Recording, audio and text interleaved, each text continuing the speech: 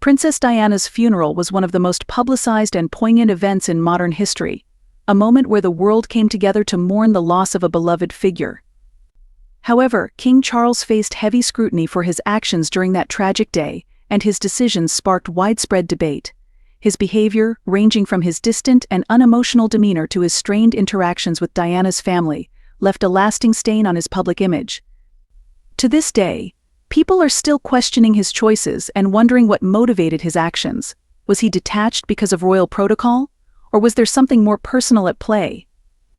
In this video, we'll dive deep into the 15 biggest mistakes King Charles made during Princess Diana's funeral, a day that will forever be remembered. Failing to show sufficient emotion. Perhaps one of the most glaring mistakes was King Charles's apparent emotional detachment during Princess Diana's funeral. The world was watching as millions mourned the loss of a cultural icon, yet King Charles was seen as stoic, distant, and emotionless. Critics felt that his lack of visible grief seemed out of touch with the deep sorrow felt by the public and Diana's family. Royal protocol may demand a level of formality, but the sheer weight of the moment called for a more personal, vulnerable response.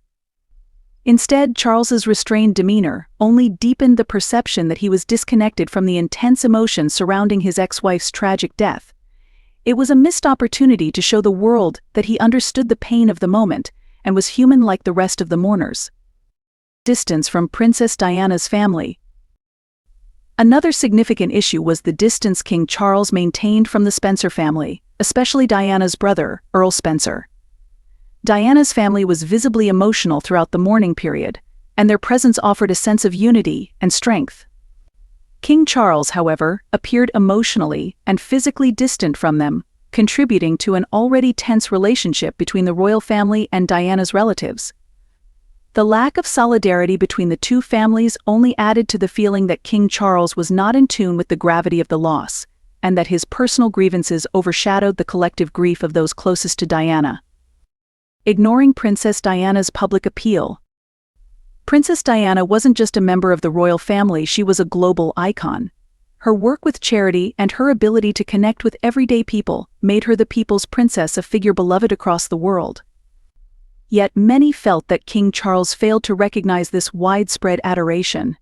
His actions during the funeral appeared to treat the event as a royal affair, rather than a global moment of collective mourning. His failure to acknowledge the immense public grief further alienated him from the people, reinforcing the idea that he was out of touch with how deeply Diana had impacted the world. Perceived insincerity in his tributes.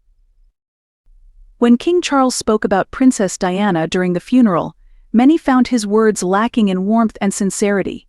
The public was acutely aware of the troubled nature of their marriage, and his comments seemed to reflect that emotional distance.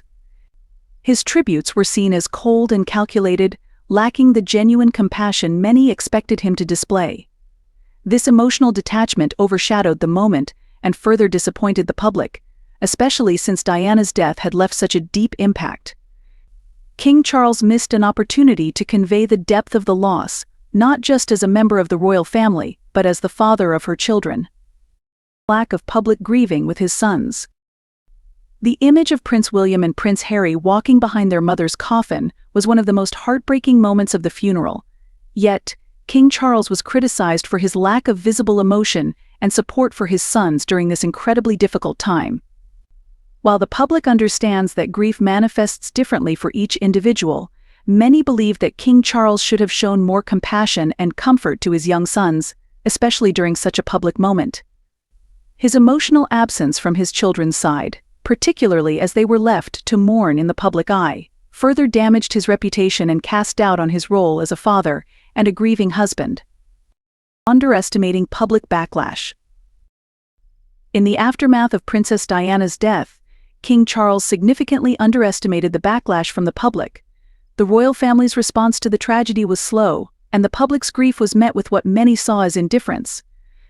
The people had loved Diana deeply, and her loss was not only a family tragedy but a national and international one.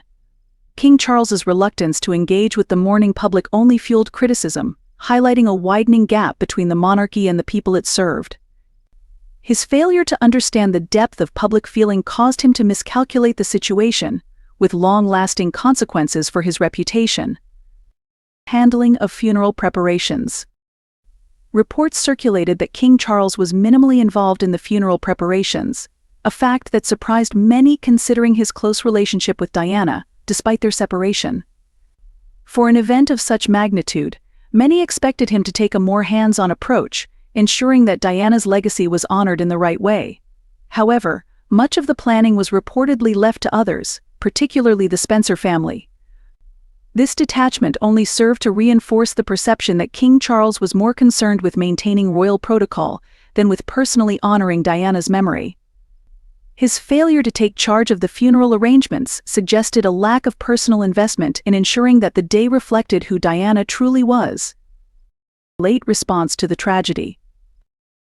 When the news of Princess Diana's death first broke, the world was stunned. However, the royal family, including King Charles, was slow to respond publicly. The extended silence following the tragedy was seen as a significant misstep. The public expected some form of acknowledgement or leadership from the monarchy, but they were met with an eerie silence. By the time King Charles addressed the tragedy, it felt too little, too late. His delay in expressing grief or offering reassurance left many feeling abandoned, and the public's frustration only grew as a result. This misjudgment further alienated King Charles from the people he was supposed to represent. Disapproval of Princess Diana's memorial plans. Tension also arose regarding the memorial plans for Princess Diana. Reports suggested that King Charles and the Spencer family disagreed on several aspects of the funeral and memorial arrangements. The details of these disputes were kept largely private, but the very fact that there was tension between the royal family and Diana's family during such a sensitive time added to the sense of division. Many saw this as an inability on King Charles's part to let go of past grievances and come together with Diana's family to honor her life. This lack of unity sent the message that the royal family was more focused on tradition than on honoring Diana's life and legacy in a meaningful way. Absence of personal touch. While the Spencer family added personal touches to the funeral, such as readings and music that Diana loved, King Charles maintained a more formal approach. His decision to avoid contributing something personal or heartfelt to the ceremony left many feeling that he had failed to fully honor Diana's memory.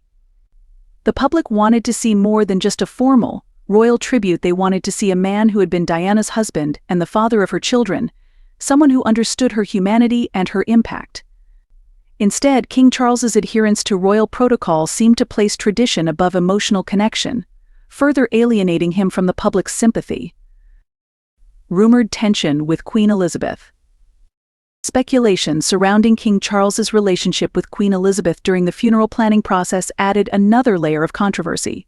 Reports suggested that there was tension between them regarding how the funeral should be conducted, which only served to complicate an already difficult situation.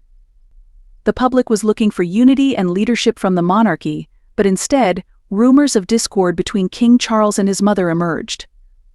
This internal conflict, whether real or imagined, highlighted the broader challenges the royal family faced in managing both Diana's death and the public's overwhelming grief. It created a further divide between King Charles and the people, undermining the monarchy's authority. Refusal to engage with mourners. In the days leading up to the funeral, King Charles was criticized for not engaging with the thousands of mourners who had gathered outside to pay their respects to Princess Diana. Hundreds of thousands of people laid flowers, left tributes, and expressed their sorrow for the loss of the woman who had touched their lives.